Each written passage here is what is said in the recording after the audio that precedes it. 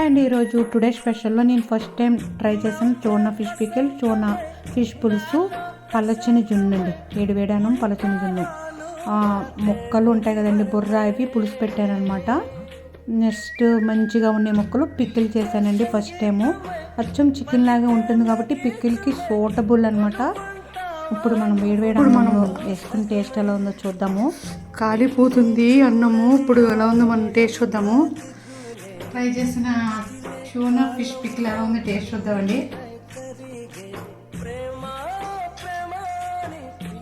పులుపు కారం అన్నీ సూపర్ సరిపోయినాయండి, అద్దరిపోయిందండి. ఈ తయారుపోయిన మనం ఆంధ్రాకి సెలవు పెడుతుంది చూడండి, సూపర్, నిజంగా అద్దరిపోయింది అంతే. ముక్క కూడా చాలా బాగా అయింది, అచ్చం ముళ్ళు లేవండి, చికెన్ లాగే ఉంది కదండి.